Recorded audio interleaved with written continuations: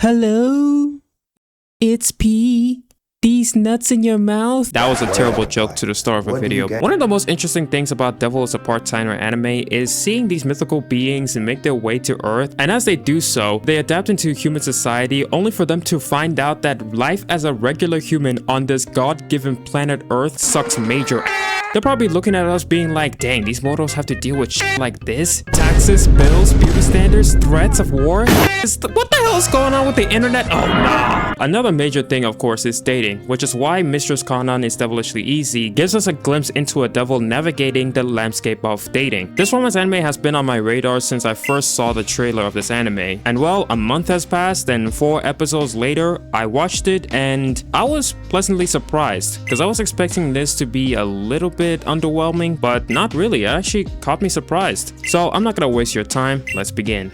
Our story starts in hell with our character Kanan, the daughter of the archdevil of gluttony Beelzebub, who refuses for a single second to drop the Krispy Kremes and fried turkey. Like this can't stop for once without eating a freaking family-sized meal in his mouth, all being like blah blah blah blah blah blah blah blah. What if at TLC will have to book a trip all the way to hell for their next entry for my 600-pound life? Kanan, on the other hand, is not hungry for some food, as she is craving for something more, because she's craving for some humans. Well, more specifically, human souls. So in order for her to quench her thirst, she went to the human world. She attends a high school where she became Miss Perfect of the school, excelling in everything and gaining the trust of the students and teachers, all for the purpose of eating their souls. Not gonna lie, that is one massive leap just to eat human souls. Like that's the equivalent of going on a Shaolin martial arts training arc, all for the purpose of beating that one kid who made fun of you in the park for being weak. Okay, maybe that's not a great comparison, but you know what I mean. As Kanan searches for her perfect livestock, she finds Yoji, a student from year 1 who has a soul that is right for the picking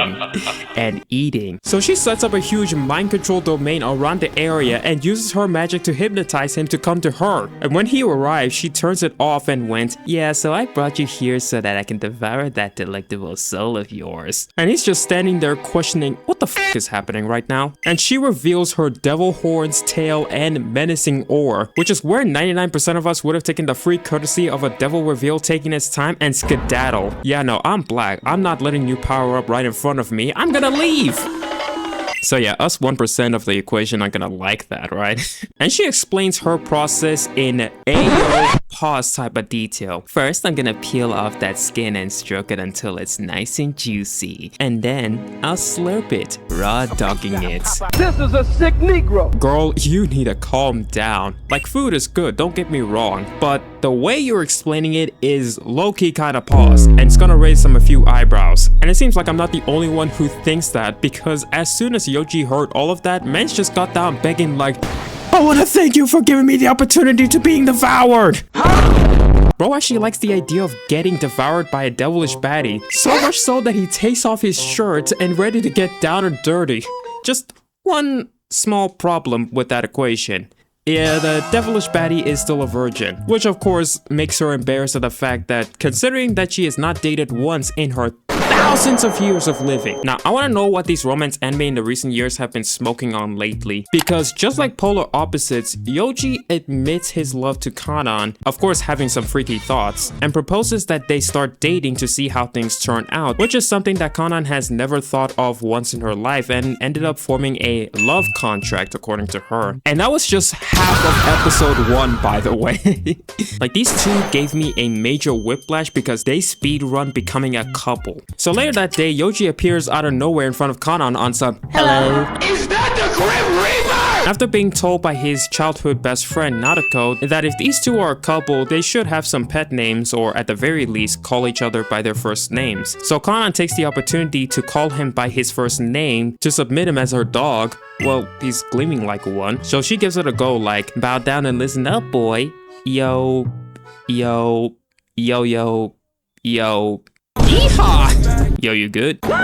So it turns out that she's embarrassed of calling him by his first name, which got her to be like, man, shut up! Since you want to use my first name, let me hear you say it first, Kanan. Well, damn, that didn't take him that long. What the hell is happening to her? Every time he calls her by her first name, it's like he's hitting her in that one little special spot, and even whispered it to her ear like, hey, how you doing, baby girl? Let me whisper in your ear. Just making her getting even more embarrassed until she bitch slapped him away.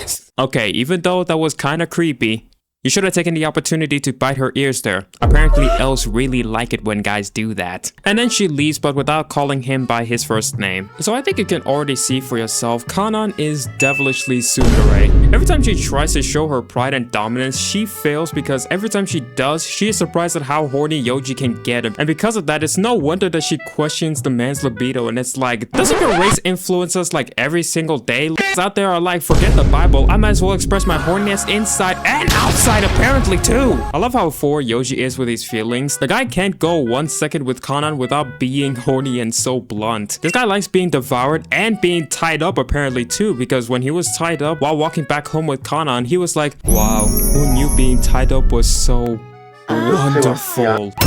But I'm gonna give him more credit here. At least he has more game than Sykkuno and his low XP bar ass. Because I'm not. I've never done like this kind of thing before. But he is more dedicated to this relationship to the point where he asked Kanan's teacher her address so that he can see her first thing in the morning. But at that point, the stalker activities are really put to question because you're really wondering if this is actually dedication or this is just obsession. Oh yeah, I also forgot to mention, Kanan hypnotized an entire family to make herself out as the daughter of the family. And whenever the spell wears off, she uses it again and it's like back to normal. In episode 2, we're introduced to Ami. She's Kanan's maid and she decided to make her way to the human world to see what Kanan is up to. But guys, as bad as she does look, okay, it comes without saying, this lady's a succubus. Oh, hell no! Now there are many female mythical beings in anime that I like. It's just the succubi are the last things I want to smash. Ami acts as that supportive role for Kanan, which is typical of that of a maid. She also apparently swings the other way, like look what she did to the teacher. I've already mentioned Naruto, and she also has that supportive role but towards Yoji, given that they are childhood best friends. For now, at least. So when Kanan saw her with Yoji, she was ready to unleash hell on Earth. She was gonna send her ass to the Shadow Realm, even though Naruto affirms her that she is just a friend. And what stopped Kanan is actually ridiculous, because she called Kanan Yoji's wife, and with that, the beast is tamed. That was so dirt cheap easy. As for Kanan, she is as hopeless as you can already guess. Her pride as a daughter of Beelzebub can only take her so far until she gets majorly flustered and acts all tsundere, because she can't even control herself around Yoji. But of course, their relationship is not always like that. As her relationship with Yoji progresses, she learns more about human romance. For example, before she left the underworld, her dad asked her, "Sweetie, have you ever had a meal with someone?" To which she answered no. But when she had croquettes with Yoji, she realized it tastes much better because she's eating them with Yoji. Another one is when Ami told her that she likes everyone simply because she sees the good in others. Something that she needs to consider since she has viewed Yoji so far as a lowly mortal scum or lowly livestock, depending on the language that you're watching. It's actually pretty funny whenever these two are together, because every time Kanan tries to inflate her ego, she fails miserably and tries to compensate for the loss. Like when she forgot to wear her humongous bra when preparing for her date, her way of compensating for that is she tried to make it out as if she forgot on purpose so that she can satisfy Yoji's desires. At least that's my interpretation. Since there are 4 episodes out for this anime, my rating so far is going to be 7.8 out of 10. My only complaint is that the pacing feels a little tad fast, but that could just be me. And after 4 episodes, you can already get the premise of the entire anime. A devil girl decides to go into the human world so that she can eat human souls, discovers human relationship and gets herself into one so that she can figure out human relationships in the meantime. It's really nothing out of the ordinary. We've already seen examples of this happening already. So while the premise is not entirely new, the anime is pretty decent in my opinion, so give it a shot and see how you like it. But with that being said, thank you guys so much for watching this video. I deeply appreciate it, and till the next time, I'll catch you guys later.